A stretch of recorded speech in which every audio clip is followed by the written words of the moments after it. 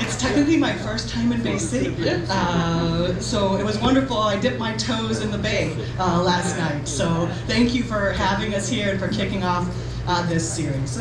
The Michigan Climate Action Network was founded in 2015 because back then, at that time, no group was saying climate change out loud politically. I know. Isn't it funny? It's our 10th anniversary and we seem to be under a gag order again for things like climate crisis, diversity, equity, justice. But don't worry, just like then, we're not going anywhere, and we're not giving up, and our mission is more important than ever. That's right. Everyone's been seeing it for the past 40, 50 some years. I know. The river flooded so bad a few years back, you couldn't use it.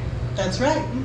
So what we try to do, and you can find all our materials back there, we drive forward the bounds of what is possible for urgently needed, bold, and equitable climate action. It's our mission to be the megaphone, so we try to put all the great actions that are happening here out to the state.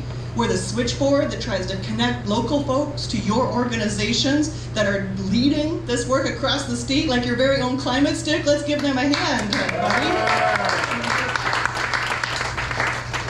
And we try to sustain all of you in this fight for the long haul. And that's why we always make sure that there's art and music and food, right? In solidarity is how we need to be driving this movement. You know, it seems like every day out there we hear words like historic, unprecedented, record-breaking. And not only to describe those extreme weather events like you were just talking about that are happening. Climate scientists predicted 40 years ago. They're happening. Those words describe those events, but they're also used to describe our politics today. We're in a pretty uncharted territory, folks, especially as the federal government once again doubles down on climate denial, scrubs the science, and fast-tracks fossil fuel infrastructure. An energy emergency has been declared, an emergency that focuses on deadly fossil fuels. And I'm not quite sure what the emergency is, frankly. In the last 3 years, big oil produced more oil out of the United States than at any time of any country in the history of the world, people. Yeah, I don't think they need our help. I think our communities are the ones that need our help. As you said, for 40 years, big oil has been lying to us about climate change while they profit and use that money to turn around and corrupt our politicians, to keep that oil flowing, keep the money going, and setting the planet on fire. It's an anti-democratic strategy, right? You're gonna hear from lots of speakers today. You just heard a wonderful story.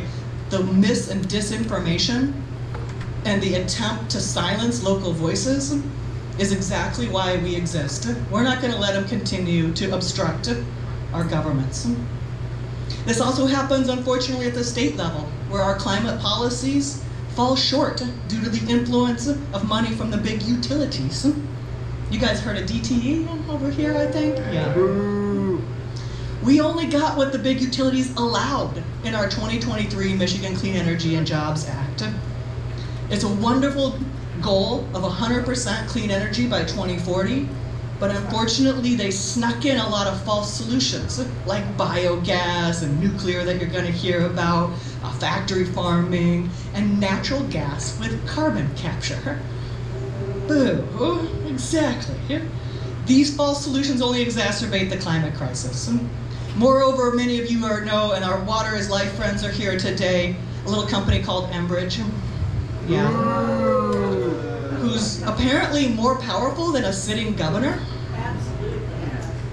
That's the level of corruption that we're dealing with, folks. Governor Whitmer revoked the easement. Attorney General Nessel is suing to shut down Line 5. If I was doing any of those things, I bet I wouldn't be continuing to operate in the 20% of the world's fresh water. We have what might be the last chance to stop the oil tunnel, folks. There is a water use permit before our Environment, Great Lakes, and Energy, our state department. Governor Whitmer and Director Phil Roos still have the power to stop this thing now. Please, please, please join us and make comment. You only have till the end of the month. Do it. We got things back up there. All right, so you're kind of like, that's the challenges. Don't worry, we're gonna take it back up, everybody. That's the problem, that's the challenges. So what's our response? I need something to do. Yeah, I got you. Thank you. It's our job, folks, to make and rally a movement big enough to stand up to all that money. It's profits we've never seen before on this planet. To overcome that kind of treasure, the pull of that treasure of greed for folks, to overcome that, we really have to make sure we are pushing with our published consciousness right back. We've seen how those movements can be successful. You just heard that story about Dioxin and Dow. You're going to hear several stories today about local groups making those changes. We know we can do this. You are part of a long history of social movements, from abolitionists to women's suffrage to civil rights and the original environmental movement and Earth Day. With all those movements, when the central issue was really crystallized as a choice between what is clearly right and just, and what is clearly unjust and wrong and deadly and dangerous, then the outcome is foreordained. And that's why we're hosting these events across the state, to bring out the false solutions, expose those for what they are, and to explore and promote the just and equitable solutions. The more we can make that framing, folks, the more people will be with you. People respond to the value of fairness. And the good news is we know how to do it. We already know the things we need to do. We're working to replace a brittle, top-heavy energy system where only a few huge power plants provide our electricity, with a dispersed, lightweight grid where 10 million solar arrays on 10 million rooftops are linked together. The engineers call that distributed generation. Yeah, you can clap for that. Distributed generation coupled with true community-owned solar policy, which means we all own it and we share that, and we receive that credit on our bills for the part that we produce. It comes with a myriad of benefits. It's cheaper, it meets the needs of communities, and it's not as prone to the catastrophic failure of extreme weather events. And our mission at MyCan, again, is to support all of you, much like that distributed generation system. Our movement can only be successful if it is spread out, yet thoroughly interconnected.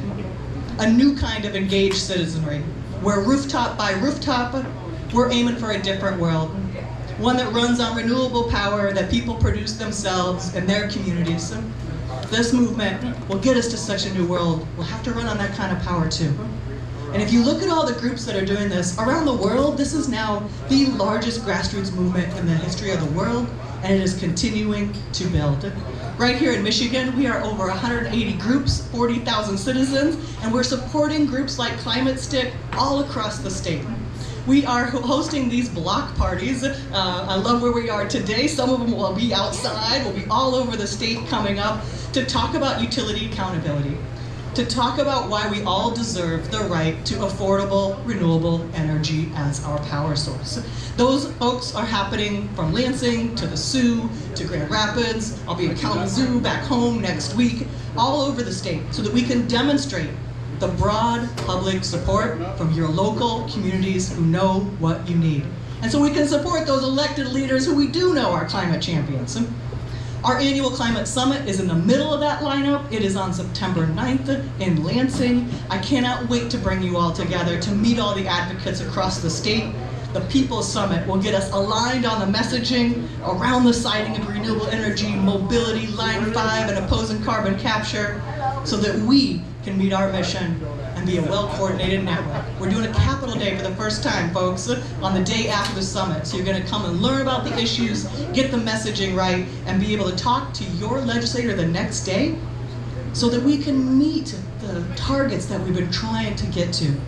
And so that we can end the days when your zip code predicts your health and your climate outcomes. When folks ask me what we're doing about Trump, I say, what are you doing in your community? Because that is the answer. This, you coming out on this Sunday afternoon, is the response. We are building our communities so we can not only survive, but thrive. It's always been local communities leading the way. We were doing this work long before there was a federal Inflation Reduction Act, and we're going to continue to do it now.